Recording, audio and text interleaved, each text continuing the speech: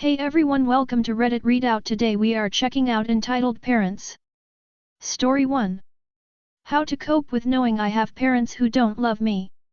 I too once had to leave my parents who were very abusive and thought that they owned me. I'm safe now, but I don't know how to cope in times when I think that nobody truly loved me, even my parents. I'm alone in a new city, and while I do have friends, I have no emergency contact or anything. I feel like sometimes it was my fault for maybe not being understanding enough, and maybe we could have worked things out, but I know that's not true because they never loved me and I don't know how to deal with that. Story 2. My parents didn't wish me birthday even though we live together. Title says it. My dad and mom didn't wish me birthday even though I came back home just to spend it with them. My mom didn't even speak with me the entire day. Both of them knew, they just didn't care enough. My dad promised me that he would take me and my family out for dinner on Sunday BCS, that's when he has work off, as compensation for not wishing me, but later told me he didn't have the money for it because he booked flights to take my brother on a holiday trip. I just feel stupid for coming back. I wish I had the money to leave this place, but I can't till next month. This is nothing compared to how they neglected and tortured me physically and emotionally throughout my life, but a small happy birthday would have been nice. Idk. Just a thought. Update. My birthday was 2 days ago, so thank you so much for the wishes. The strangers on the internet are so much kinder than my biological parents. I'm trying to save money to move from this place, and I will be going NC as soon as I'm financially stable, especially with my mom because is still friends with 2 men who SC'd me as a child, and her excuse is they are family, and was cruel enough to call them on my birthday and invite them and their entire family to our house for dinner next week when me and she will alone because my father and brother are going on a holiday trip. I'll probably go out whenever they come home because I can't face those 2 people. My father also recently asked me repay him all the money that I owe him for education, which is from kindergarten/primary and high school, because he paid for it. It comes around to 30,000 including health insurance and stuff. I'm just trying to save as much money as I can and move out of this place. As soon as I move out, I'll pay him and no longer talk to any of them. I really want to study and go to college, and I will be making that happen next year. They have FCK'd up my life enough, and I won't let them FCK up any longer. When I told my father I will no longer speak with him after I repay him everything back, he told me I can't repay him the security and affection he showed me, and that I'm a ungrateful POS, and compared me to my cousin's sister and said he wish he had her as a daughter. I will definitely try to get out of this place next month. Thank you so much for your kind words, guys, it really makes a difference. I truly wish I can find someone and gain a actual family along the way. Story 3. I saved their son's life and they try to make me pay. For background information, hey race the story, I'm 15, F, and one of my closest friends is 19, F, who we will call CC, her boyfriend, myself, Z, 23M, were hanging out with Z's friend E, 23M. Z was mad after a 14-year-old girl called him a pedophile. He is, and she had reason for calling him that. Z and E went for a walk in a nearby forest and came back 20 minutes later with a random dead plant, which also happened to be one of the most toxic plants in our province. I've done a lot of extensive research on plants in our province merely because it had interested me, and I knew that plant was a spotted water hemlock. I told him to put it down, and what did he do? He took a huge bite out of the stem. Luckily, because the plant was dead, it had lost some of its toxicity, but not enough for it to not be potentially fatal. I immediately called an ambulance for him and spent the whole night in the hospital for him while he got treatment. I spent the hours from 6 p.m. to 11:30 p.m. in the hospital with him, missing out on my job. I didn't leave the hospital for anything because Z wanted me to stay there. I've never particularly liked Z, partly because his aggression and his pedophilic tendencies didn't stop at that one 14-year-old previously mentioned. This all happened a month and a half ago. 3 days ago, I was hanging out with my friends C and Z again, and Z informed me his parents want me to pay for the ambulance. I told him blatantly I refuse to pay for saving their son's life. Personally, I think he should pay. He's a 23-year-old man crying out loud and I'm a 15-year-old girl who had to save his life after he did something I told him not to. For what I currently know, his parents are still trying to get me to pay, and unless a court deems me liable to pay I will continue to ignore their belligerence. Edit. I live in Canada for those who are wondering.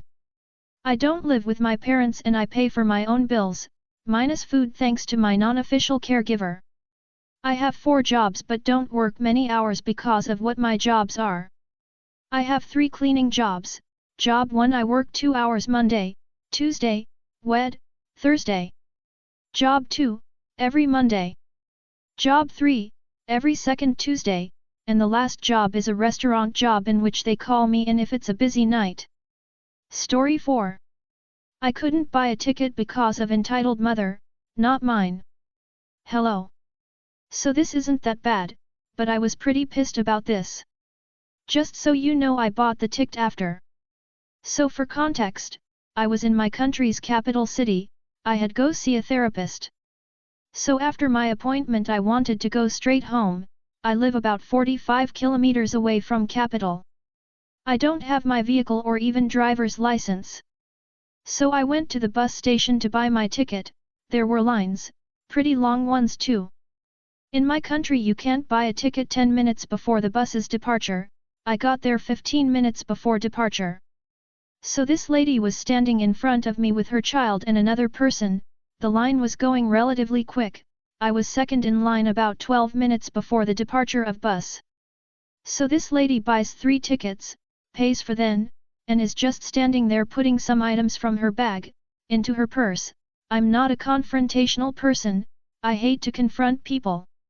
Then she starts talking to lady behind the cash register about irrelevant stuff, then she leaves. I was 10 seconds too late to buy my ticket.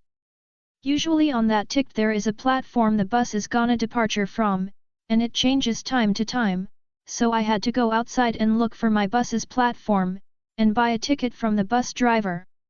I wasn't happy. I usually buy a ticket from the station. I mean, it takes less than 30 seconds, but for her it was over 2 minutes. Just so you know, this just happened. I'm a bit upset, because it's very sunny outside and there were no free seats on the side where there's shadow. Hope you have a great day. Story 5. Entitled Mom gets mad at my mom and her robotic kid, me. A bit of context for the story. I'm type 1 diabetic and people can tell pretty easily. My mom and I are part of a charity group and we love the moms in our group, except for this mom, M.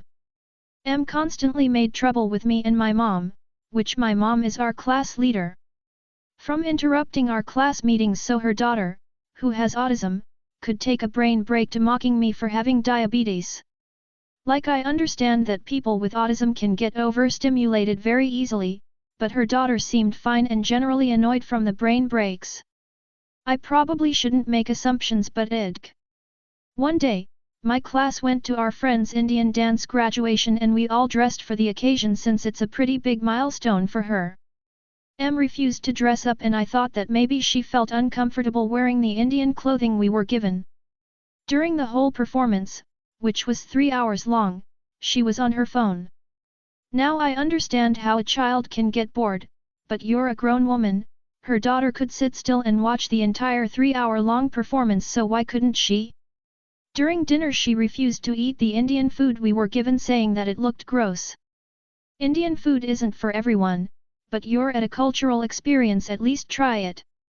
After the whole thing my mom and I were heading back to the car when we heard M call for us. She handed her daughter's Indian costume back to us, and while complaining to my mom about how hard it was for her daughter to do her job in our class, my insulin pump sent an alarm that my BG levels were high. Why does your alarm have to go off all the time? It's so annoying, M shouts at me. Sorry M, I can't control it, I told her, but she could care less. You should be ashamed having a robotic daughter, she should just learn to suck it up, M shouts at my mom. Mom, stop calling her a robot, she's not a robot, she's just different, M's daughter says to her, and M scoffs. You know what, clearly no one is on my side, maybe I should leave this group and it'll be all your fault. Don't be upset when you want me back, I hate you and you're stupid, Pathetic daughter bitch M shouts, clearly pointing out my boyish hair and dragging her poor daughter along with her. Now I'm biologically female, but I prefer a more masculine look and currently go by any pronouns. I've had gender dysphoria before, but she made me feel really bad about it just then. I know this isn't the most exciting story, but I just wanted to get it off my chest. Story 6. Mother-in-law not happy about no one making it to a last-minute lunch. So today is the day before my Phil/S, father-in-law, 90th birthday. We are planning a huge party with 12 tables, Chinese banquet style, for tomorrow night. So today my wife and I picked up his dry cleaning to bring it over in the morning so he would have neat and clean suit for the party. My entitled mother-in-law, mentioned that their clothes dryer was acting up and was not heating up. So I figured I will be the nice guy and stop by with my wife to take a look at it. Now my wife had lunch plans with her old grade school classmate that she has not seen in 15 years or so, and I had a bunch of plumbing jobs around the house that I was planning on doing. My oldest son, who is finishing up his college graduation project, has a noon meeting with his advisor, and my youngest, who is in his first year of college, has bunch of homework he needed to take care of before Monday. Now, my wife and I get to my in-laws' house and I go down to the garage to take a look at the dryer. There is nothing wrong with the heating element and everything seems to be fine, so when I head back upstairs, I find my mill telling my wife that we all need to go to lunch because of my Phil birthday tomorrow. No warning. Just telling us that we all need to go today. Didn't even ask if we were busy. My wife texted our kids to see if they wanted to go. My mill was not happy that both the kids were busy and could not go. She started whining and complaining. My wife agreed to go. But I said that I have other plans and will not be going. More entitled whining. I was okay with driving them to the restaurant, but throughout the ride, she kept complaining about no one wanting to change their plans for her. And she whined about the seating arrangements for the dinner the next night. Story 7. My sister attacked my wife and my mom is holding our financial documents hostage because of it. Hi Reddit. This post is half to vent, but also half to check myself and make sure I am not going crazy. My wife and I are recently married, but have been together since December 2019. Ever since then, we have had nothing but problems with my family, particularly my mom and my one sister, as well as occasionally my brother, sister-in-law, and dad. My wife and I have talked multiple times in the past few years about whether we feel like it has gotten to the point of us needing to go no contact, but haven't pulled that trigger quite yet. This past weekend, however, and the aftermath, are having us seriously consider it. I guess I just need some advice. The background/lead up: my wife and I were asked to help with a home project, painting, for my brother and Sil's new house. The only supplies that were brought for said project was one single paint sprayer, and one single roll of painting tape, even though we had 7 to 9 people at various points who were there to help. More tape was later purchased. My wife, my mom, my Sil, and I started taping up the parts that needed covered, and my brother started painting behind us. There wasn't a whole lot to tape, so once we finished that, there wasn't anything to do other than sit around and wait. Eventually my sister starts painting, and my wife and I decide around 7 p.m. that it would probably be smart to try to order food for everyone. My wife is with one group on one side of the year talking about food orders, and I am on the other side with my mom and sister.